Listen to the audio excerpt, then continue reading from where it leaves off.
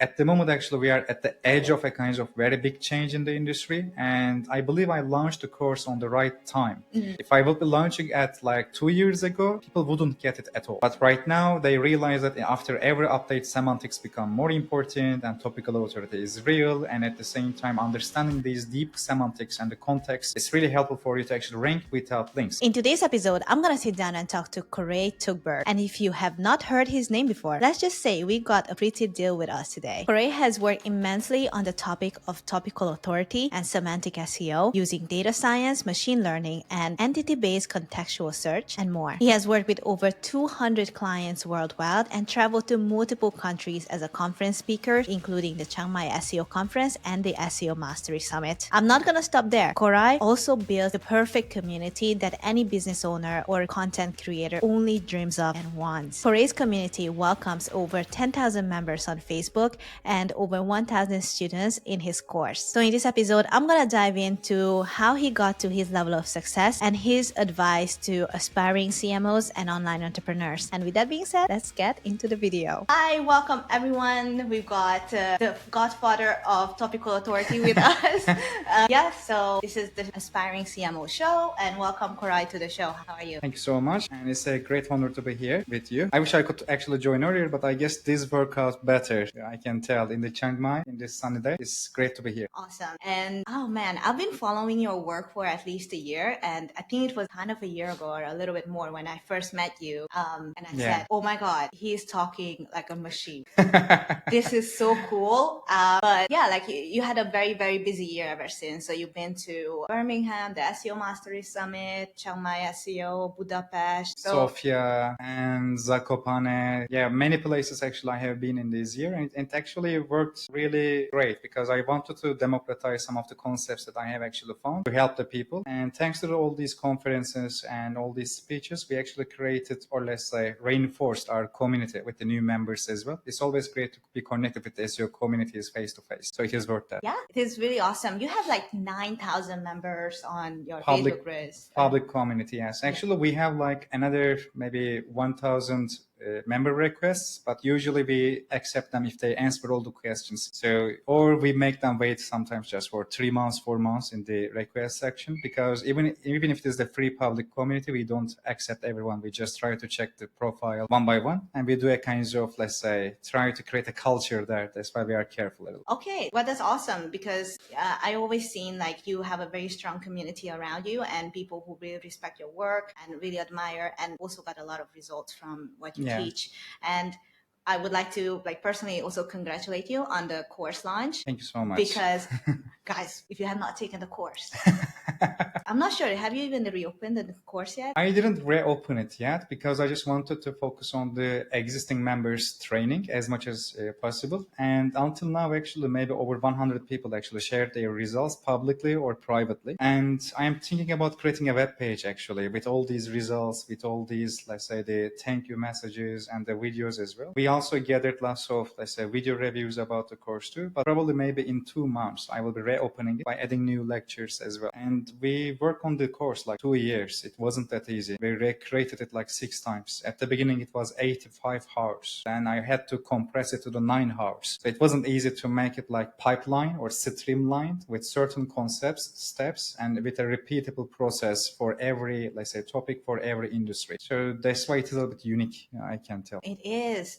But the course launch was extremely successful in my eyes because it's a high ticket course, guys. So for those of you who don't know, and those of you know, it's a high ticket course. And it's also, you had 1,000 slots in the first round, which sold out in like a month or something, which is amazing. Very quickly. And in reality, also in 4 minutes, in the first 4 minutes, first 100 slot already are bought in just 4 minutes. And these people will be getting the lifetime membership for all the updates as well. We will always be keeping them because they are the people who believe in us. So we also appreciate that. And in 1 month, we sold actually a little bit more than that too, because they were insisting on in a really good way. And then we opened the coaching group as well with around 70 people. We just created like around 11 hours of new recordings with new projects there as well. We will be doing 3 more lectures, but I guess I won't be doing the group coaching again, or we will see according to the situation, because it takes really good amount of time. And I guess in our industry, no one does the group coaching too, because it requires you to being tested from 70 different eyes with 70 different angles, perspectives, and the questions. I'm okay with that, but for, let's say, 90 minutes a day, you need to spend entire day to be able to prepare a curriculum according to the needs of the people. For instance, some of them are from Forex industry, then you need to find a Forex project from your past. And I am lucky because I'm working like 16 hours a day,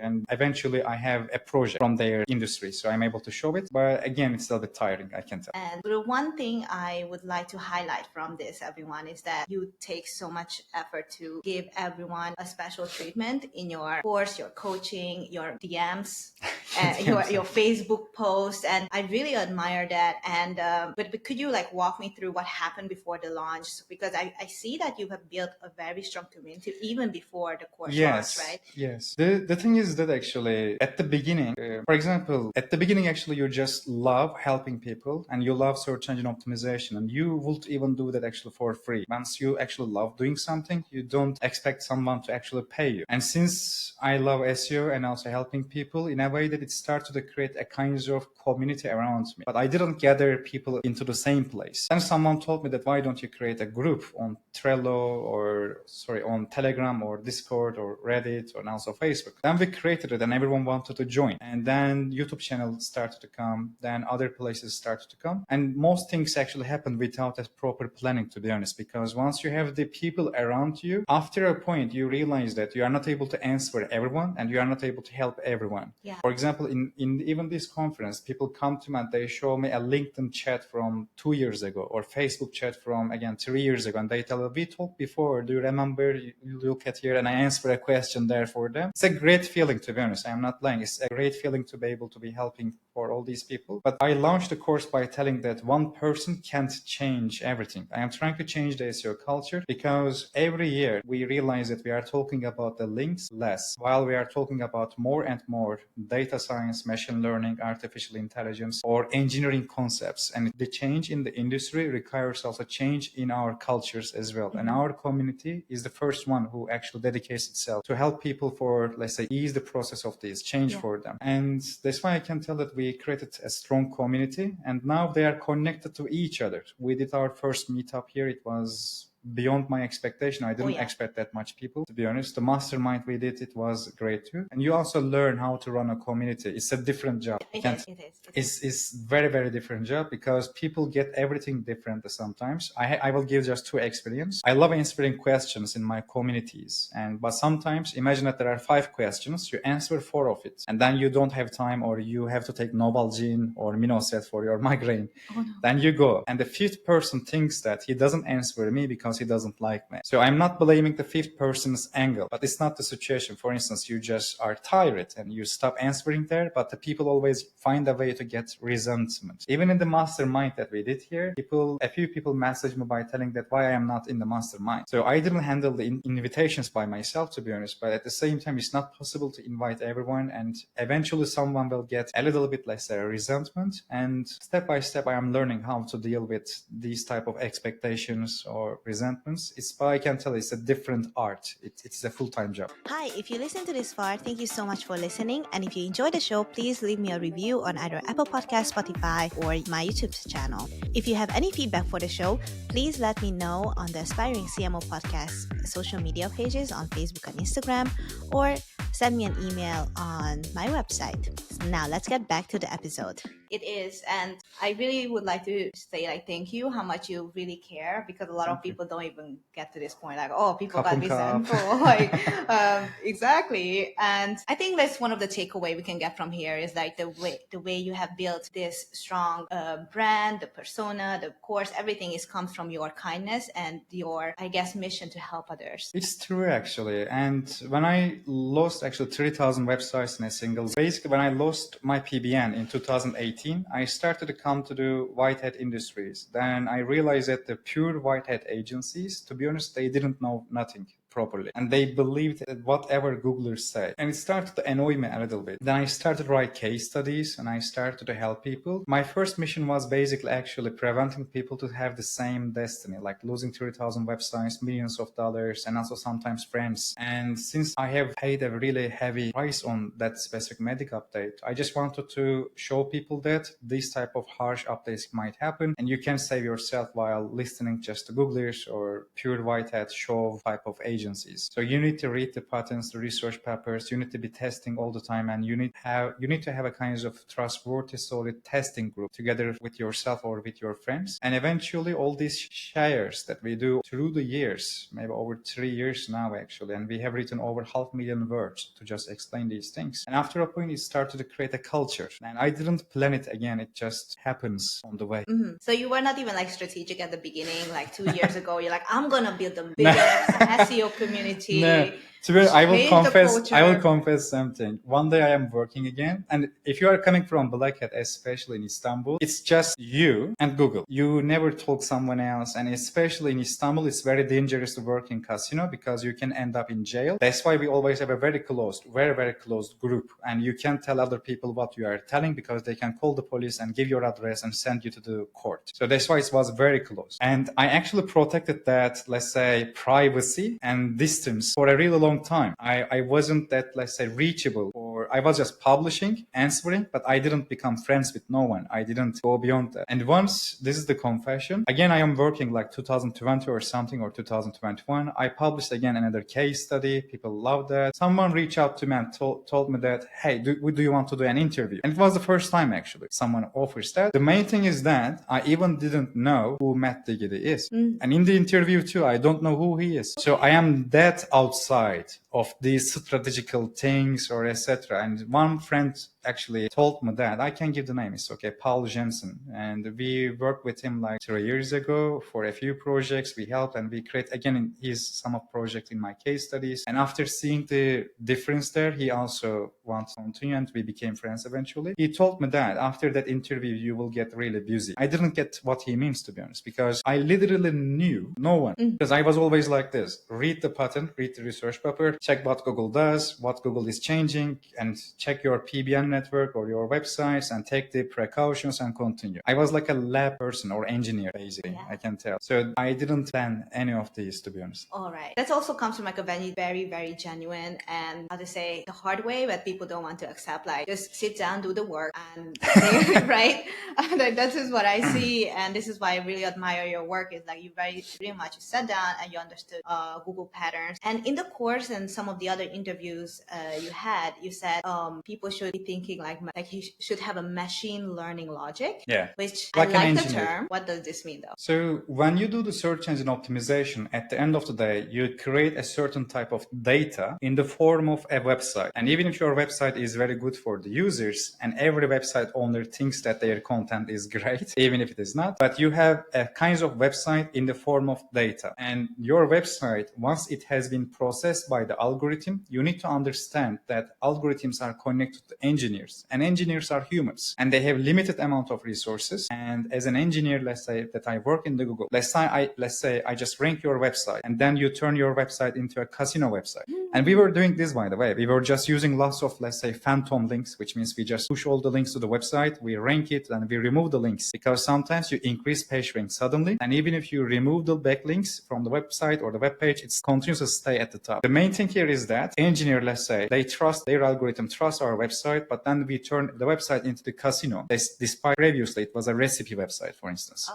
So we exploited the engineers' trust a lot. And whenever we exploit their trust, they created another algorithm that checks the decision of the previous algorithm. And this started to create a kind of hierarchy of the algorithms until search engine starts to trust you. And in this context, when we say that try to create a website by understanding the machine learning, we mean that try to understand the angle of that engineer. Because every search quality engineer, and they call it actually ranked lab inside the Google. And I actually remember some some of the name. For example, no one talks about this person, but Alexei Grochevsky is a very important engineer, for instance, inside the Google, and he is directly mentioning ranked lab, for instance. And once they create a kind of algorithm, a system, imagine that they actually rank you higher, which is completely perfect. But at the same time, let's say 2 weeks later, your website goes and redirected to somewhere else in a very bad way. Then the engineer needs to explain this. So based on that, actually, our entire system has been designed to be able to help the engineer to find a website that can decrease the cost of ranking while increasing the quality per web page and quality per second from their point of view. Because it helps engineer to explain that actually I am ranking this website because it has more triples, more accuracy. Their internal factors are good enough to convince our systems there is not even need for external factors like page rank to flow here. So it is a kind of, let's say, SEO for communicating with the engineer on the search engine side. Hi, if you listen to this far into the videos, thank you so much for listening. And if you want to meet Koray right in person and ask him questions about semantic SEO, topical authority, or simply just say hi, join the SEO Mastery Summit from April 7 to 11, where he's going to be one of the main speakers on stage. The tickets are already sales, so get your tickets today because we are increasing prices at the end of every single month. It's going to be a full week of party right in the center of Ho Chi Minh City, Vietnam. So don't miss out, and let's get back to the episode. So in order to summarize this with my, when I took your course, and I'm going to take a screenshot here,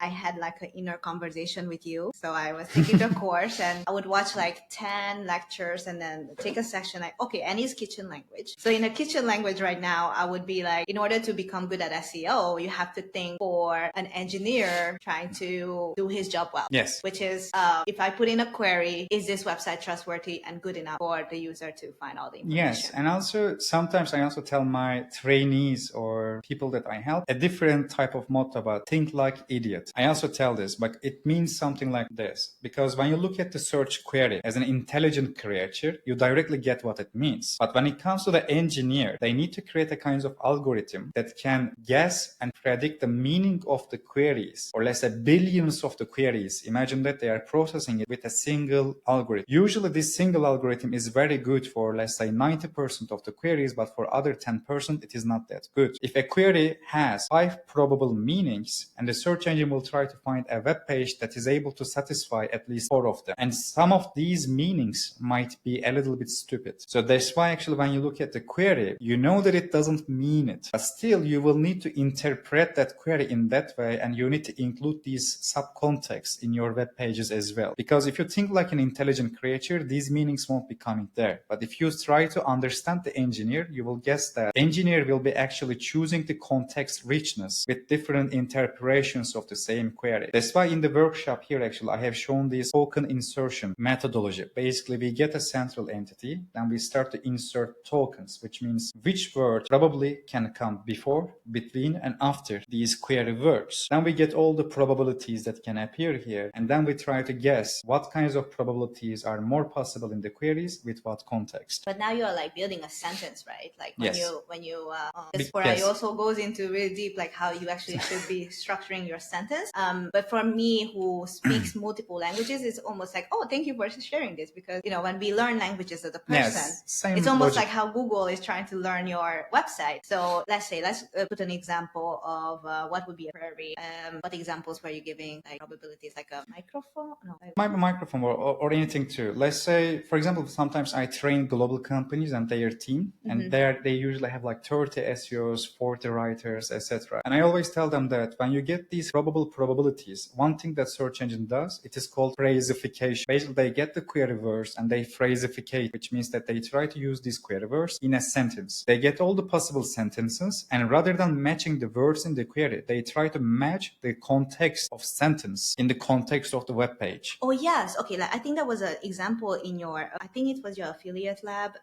It might be. Is a pound, for example, the word pound. It can have a different meaning. It could be like the currency of Britain. Yes, true. Right? And it could be also the like how heavy, like the measurement of weight. So in a sentence, like how Google would be predicting the meaning of the pound, for example, comes from the words around definitely. it. And for example, the word dope. Dope actually in a slang language, it means great. But also there are companies with the name of dope. It might be a nicotine pouch company, it might be a cigarette company, or it might be a slang word. Even if you use actually Google Translate, and it is actually powered by the language API of the Google, you will realize that Google Translate, sometimes it translates the word do correctly, sometimes it is mistaken, because sometimes they don't recognize that specific entity there in a really good way as well. So all these probabilities, imagine that they always run these probabilities, and let's say you have 500,000 sentence in your website. First thing that they check actually accuracy of these triples of these things, and this is something that we call distributional semantics, which means from first page to the last page of the website, they actually do this statistical check first. Then they start to go the relevance part, which means actually based on the web page, whether you are close enough to the query or not. Even if you are not close enough to the query, they can actually use the passage ranking, which means they don't rank the web page, but they rank a passage from the inside of the section, because they also realize that there are really quality articles, but they are not ranked properly because web page is not close enough to the query in terms of relevance, and they try to eliminate it. And this is again a kind of engineered perspective. They eliminate one factor and focus another one for certain type of queries. So you're saying when people, so when Google is like crawling my website, it's not just crawling one single web page, it's kind of crawls the whole website, every single page, in order to understand like whether my content about the British pound is correct or not. Yes, and also this is highly important for site-wide quality signals, because let's say 30% of your website is really quality, but let's assume that other 70% actually comes from 2010 and already decayed. In this case, actually, that other section will be harming your overall rankings in this context. So that's why actually keeping your website always active is important. Personally, I have a rule. Every web page of the website should be updated at least every 6 months. And usually I try to update 20% of the web page. And this is something that I call content configuration, which is also inside the course as well. We basically configure it according to the new search behaviors, and search engine in every core update, they changes the meanings, these probabilities from their point of view, it starts to change. And based on this change, we also try to change our documents or add new context or remove some of them. So again, like kitchen language here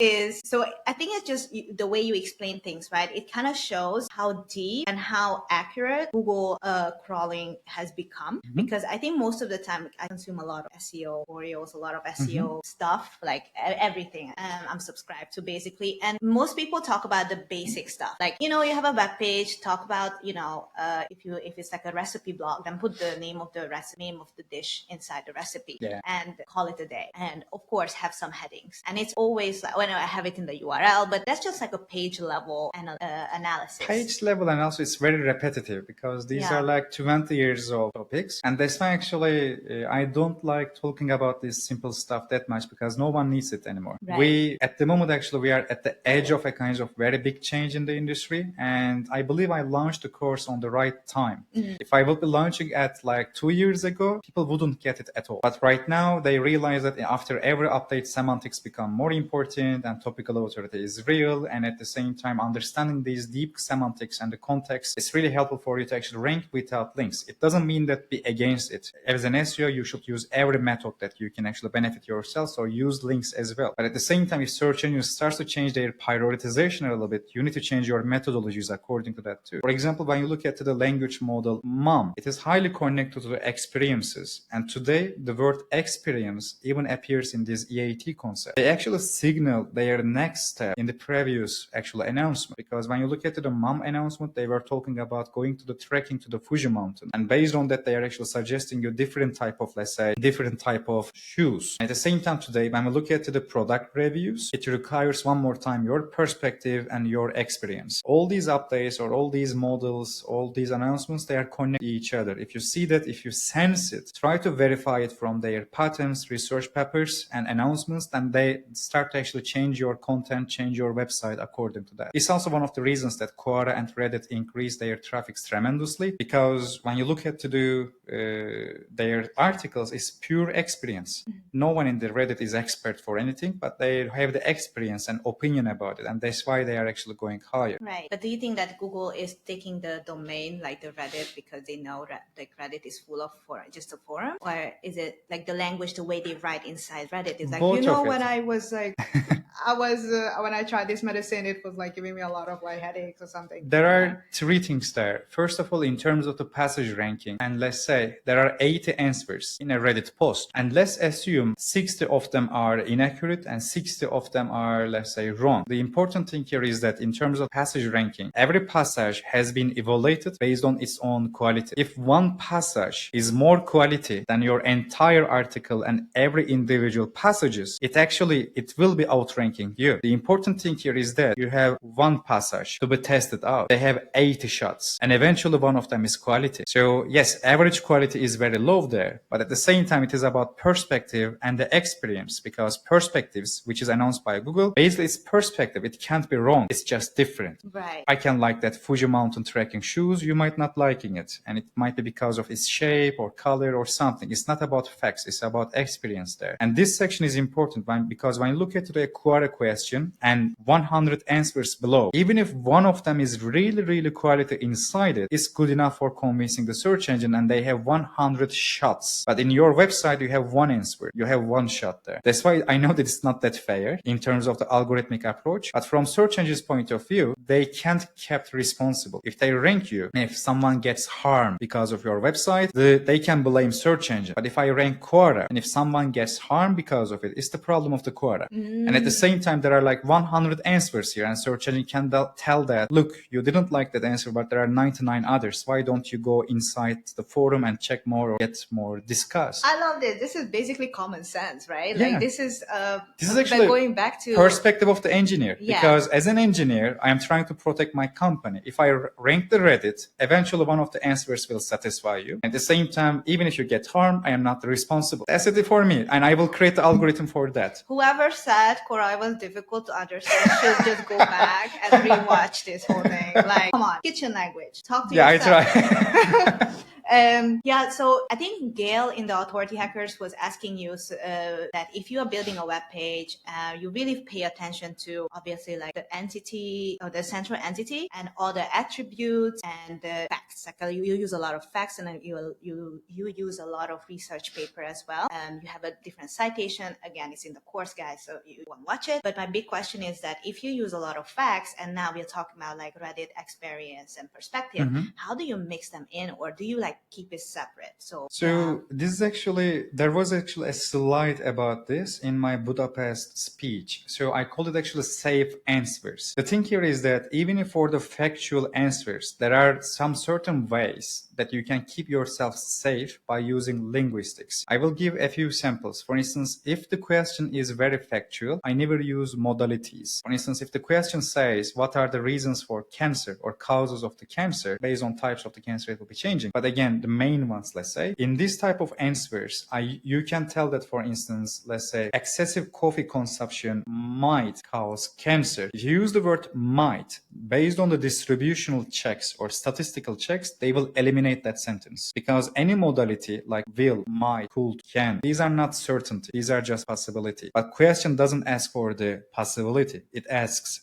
for a certain main factor. But still, let's say you are not sure about the excessive coffee consumption and its connection to the cancer. There is a way of making it like certain despite it's a possibility. For instance, you can tell that excessive coffee consumption increases the chance of getting cancer. When you say increases, it's certain now. It's certain that it increases the chance. You just didn't say the possibility. So you actually say the same thing, but with a different twisting. And in this way, you are actually avoiding certain type of algorithms and they don't catch you in this case. So you can always dodge some of these algorithms with these type of linguistic tricks. When it comes to the safe answers, for instance, the example that I have given there was actually about laser cutting. Let's say the question says that, does laser cutting, let's say, create clear edges for, let's say, X material? For example, this question is a Boolean question, which means it's a yes or no. Yeah. You can start by saying yes, and while expanding your evidence, you can always actually give certain conditions by telling that, yes, laser cutting creates clear edges, especially for XYZ materials with ZDE functions or methods. Once you start to give these variables, the XYZ here means that some certain materials and some certain methods. First of all, search engine catches the yes, which is very certain. Then you actually use a similar verse in the question, which means from vectorial aspect,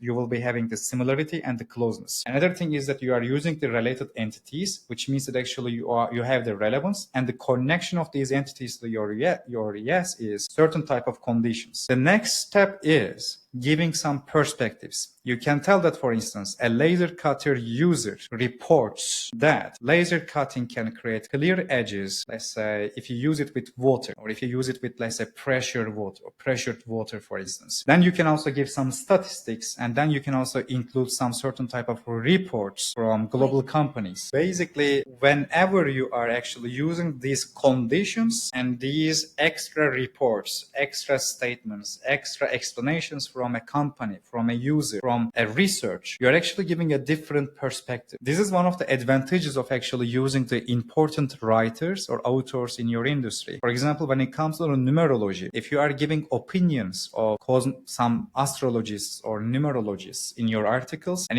especially if the author is also one of these type of persons which is recognized by Google as an entity or as a named entity, it will be helpful for you to rank actually higher at the same time as well. Okay, so what you're saying is that in order to add the unique perspective, the unique experiences, it is still safer to refer to an external party who is legit in your industry. Yes, so but be careful that this external party doesn't link your competitor. I always like creating my own unique entity graph in a connected way to myself. If the person is also connected to, let's say, the Cosmopolitan or some other, let's say, websites that rank for the topic, I try to create an alternative one, or I try to be linked and mentioned more than others. We had the same situation in the health tourism too. Let's say we work for the hair transplant and there are lots of doctors that we work with. Then I try to actually own the doctor as much as possible. I get their official website, link myself. I make them link myself from their social media accounts. It means that all the doctors in Turkey for hair transplant, first they mention me, first they link me, and they appear in my website and I appear in their websites. All these actually gives me a kind of real world business perspective and also signal, and it helps search engine to trust the website as well. But imagine that you are mentioning X, but X appears in other place and they are linking them. And in this case, you can give the authority to your competitor without wanting it. That's really smart. I love that. Yeah. Okay. And it's also a lot of people also would say, like, you know what, in order to just do EEAT, all you have to like change languages to change it to singular, first person. Like, I did this in my experience. Different parts. That's why I say that laser cutting. My first answer doesn't involve it. It directly say that yes or no, then it gives conditions, materials. But when it comes to the second, third, fourth paragraph, in this case, a laser cutter user might use the language of I, or a reporter might use this type of a language. In my content briefs, maybe I didn't share some of them in the course to keep things simple, but sometimes I ask questions like, what are the latest researchers about, let's say, diets or weight loss? It actually forces my writer to include all the scientific person type of entities there. Then I also ask, like, what are the most important findings, let's say, for weight loss pills in 2023? It again actually forces my writer go and put some certain quotes from every these individual person type of entities, which are scientists. So in your content briefs, actually, you can force your writer to include these things directly there as well. When it comes to the EEAT section and using the I type of language, it is usually about the experience. If the question is factual, go with expertise. If the question doesn't require any kinds of expertise, but if it requires a kind of, let's say, experience, then go with the I language. For example, when it comes to the megapixel of iPhone camera, go with expertise. When it comes to how good iPhone camera is for taking pictures during the night, it is a bit more actually, let's say, experience, because you might interpret it based on yourself. It doesn't require you to actually work on the cameras. You just look and tell good or bad. Okay, all right, that's fair. But still, like, what I'm getting from your answer is like, as like most questions what we put in our headings are quite factual. What is, how to, why is XYZ, and most of the niches we are in are also quite either technical or like nutrition or like anything that is like sellable. Like it has some like monetary value behind it, and it's so it still like gives a hint to a lot of people that try to find a lot of scholar resources, own the experts. Yes. And refer to the experts. Yes. One more thing is that inside these factual articles, you can always give first the facts, then you can give your opinion, for instance, in the second paragraph or the last section. I always try to differentiate the location of the fact and the opinion from each other as much as possible, because it also helps search engine to use which algorithm for which paragraph. They don't use the same type of algorithms, same type of linguistic models for the different type of content. When it comes to this paragraph, if it is, let's say, a critic, let's say, they can use a different language model to understand a critic or satire. That's why I try to differentiate these paragraphs from each other in terms of their nature, so that they can actually process them in an easier way as well. So you also have like a different language for styles of writing. Yes. So sarcasm or like yes. Oh my god. Okay, another note for you all.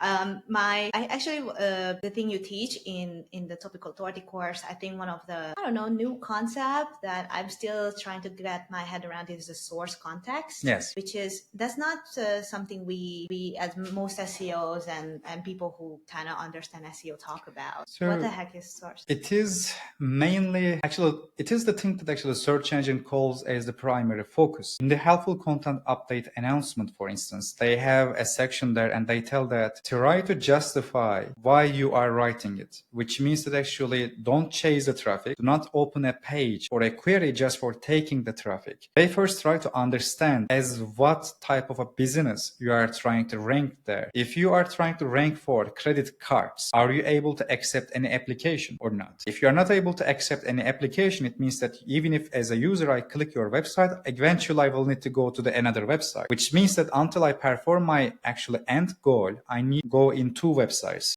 But if a search engine ranks an institution that can accept the applications, in this way, search engine can satisfy me faster. So they calculate actually distance to satisfaction in this way. And based on that, actually, they try to understand what type of a business you are and for what section it is justified to rank you. If your source context, which explains who you are and how you make the money. So basically, how you make money and who you are explains your source context, which means as who you are talking about this subject. If you want to go for, let's say, again, numerology, if you want to go for, let's say, the race cars or luxury cars, if you want to go for, let's say, some certain type of pills or products for the health, you need a kind of valid reason to process these things. If search engine sees that you don't have a primary focus, and if they see that you just chase traffic to just rank for that areas, it means that actually you are not able to touch the real world activities of the users. Because imagine that you just want to buy a flight ticket, but instead you click a website that just explains how to buy a flight ticket. It has the relevance, but it doesn't satisfy you, and it just adds extra clicks,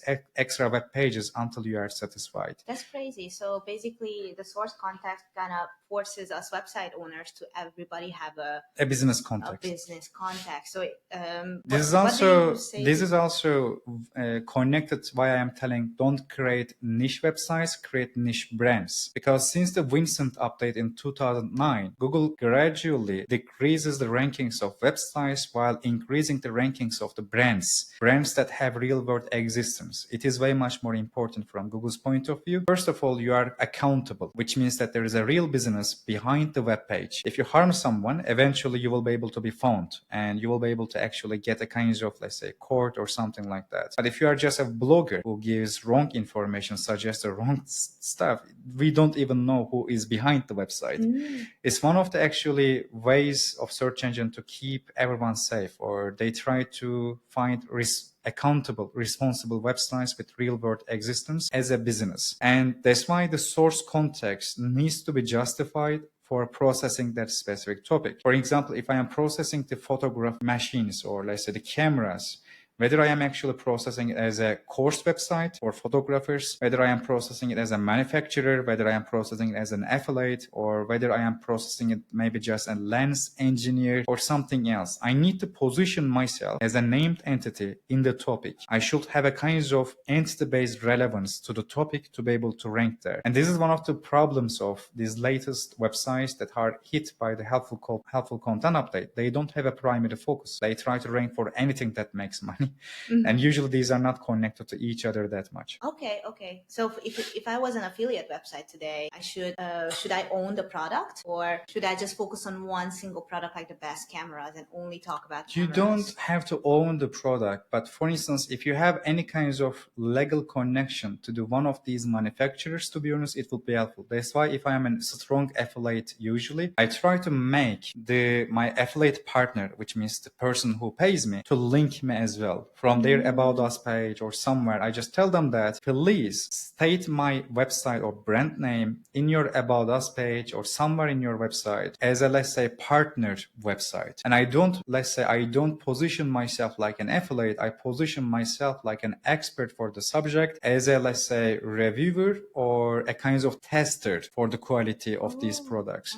How you define yourself inside the subject actually matters for the perspective of the search engine. That's why in some certain core updates, for instance, you see that aggregators lose traffic, but banks, let's say, increase their traffic. Sometimes it's not about what you do, actually. It's about which cluster of the websites are chosen by the Google. As an affiliate, you can do everything right for SEO. But if search engine once decides that for these queries, affiliate websites are not creating the satisfaction, they can start to rank direct e-commerce websites rather than you. And sometimes when they decrease the rankings of the overall affiliates, they just choose one of the representatives, let's say the strongest affiliate website, the one website that represents all the cluster. Usually it is protected. It doesn't lose that much, but rest of the cluster just goes to be honest, garbage from the search engine point of view.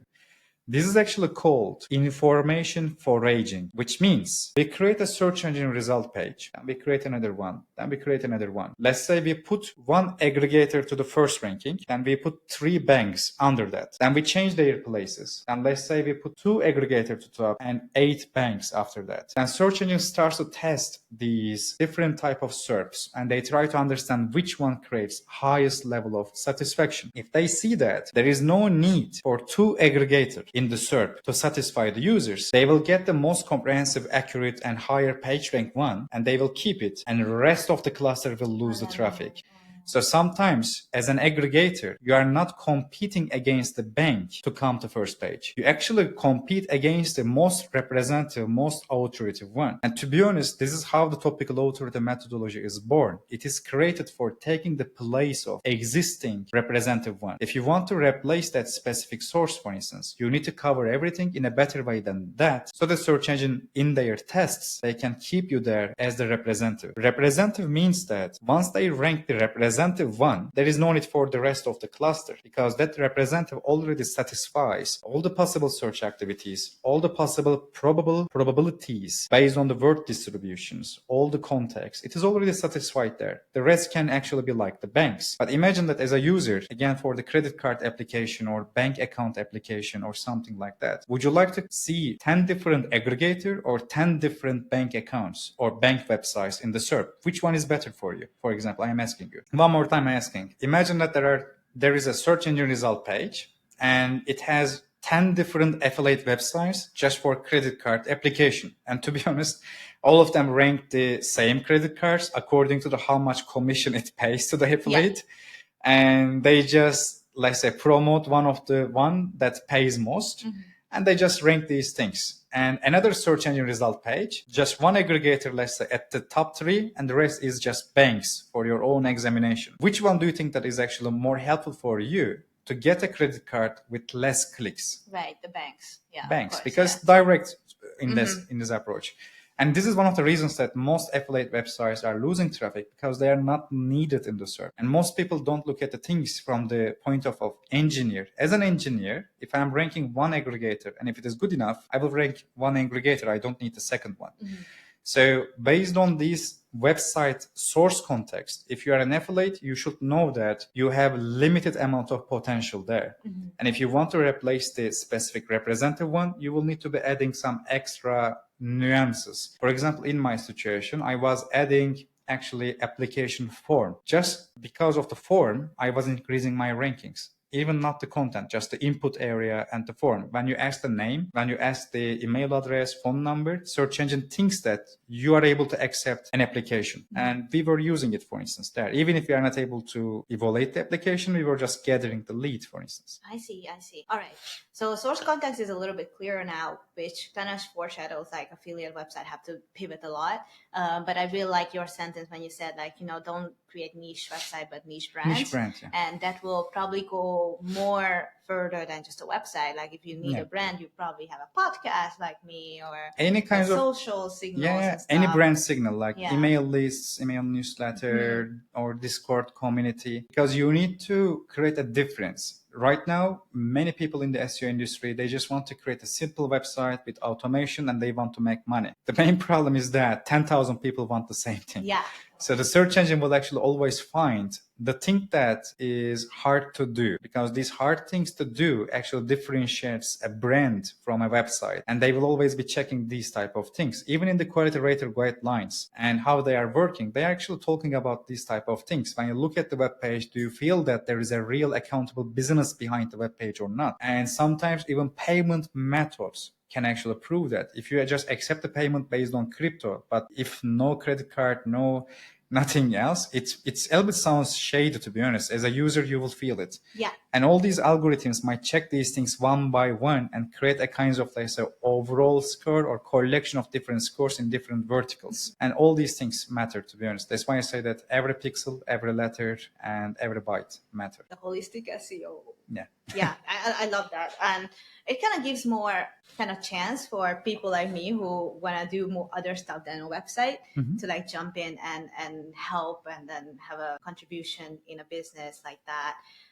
So I would like to move on to like the other side of Koray, which is, you are more than just SEO expert. I see you as a business owner. I see you Thank you. like a key opinion leader. Thank you. KOL, is that? Oh my God, I'm giving you fancy names over here. So, but like, seriously, like when I attended your private mastermind, I showed up to your SEO meetup. I was like, I felt special. I felt like Happy to know that. Thanks so much. Like I felt so happy when you said yes to come back to the SEO Mastery Summit. And it, which leads me to this question is like, in your head, what is the value that you swear by, you go by, that had helped you to establish this successful presence in the industry and of course in your business and in your company? So when I started to do actually the SEO, as I say, you usually just like doing it. But after a point, you start to realize that, especially when you start to know some important names in the industry, you realize that actually they don't focus on SEO at all. They don't talk about SEO. They always talk about business. And they always focus on one thing, which is just the growth. And once you start to get the same mentality, you start to change your focus a little bit, and you try to focus on how you can actually make your employees, let's say, happier, or what kinds of SOPs you can create, or how you can scale the business, or how you can actually make your, let's say, community members happier. And once you start to get that brain reflex during the day, whenever you see something, you start to actually get a kind of note at somewhere in your head, and you start to implement it. And I can tell that, to me, rather than being the best SEO in the room, actually being the best business person is actually more important. And I started to focus on that side as much as possible. And when it comes to the community leadership, I don't look at it like a business, to be honest, because it is a kind of bond, a kind of personal bond with the people. While we are in the Chiang Mai, for instance, all the things that we did here, it was way much more valuable than any kinds of money, because when I see their smiles, their friendships, their memories, it's something that I can't measure with the other type of numbers. So when it comes to the community, I see it like a kind of extended family for me. And I like how they are actually getting each other and know each other and have their own memoirs. For example, just other day, a few different groups, they did their own inner, let's say, brainstorming meetings. It was very happy to see that, because I know some of them like from 3 years ago, some of them 2 years ago. I know their backgrounds. And once I see that, it's like, it makes you really happy, I can tell. When it comes to the business side of the things, I can tell that actually usually I try to start to focus on my own projects rather than the client work that much, and a little bit the course, because I still need to complete some missing parts there. I will be adding some new lectures. So I can tell that I don't have that much hobby. The other day, even yesterday, someone asked me, what are you doing when you are not doing the SEO? And I said that SEO doesn't leave you that much time to do something That's else. To be honest, you always need to read, stay alerted. Even now, there are 2 different updates that are ongoing on. So I just, if I am not doing SEO, I usually just lift weights, but this is usually for psychology. And if I am lucky, I am reading a little bit. And then I am loving my cat a little bit, if I'm able to catch it. Then I just, again, work actually. It's the life for me, I can tell. That's incredible. I hope that anybody who will listen to this have seen like how Koray has been working so hard over the years and now, and even while, you know, you are on your honeymoon right now, right? Like you're still in a show. Like, come on, guys. Like the level of dedication that goes into his work is incredible.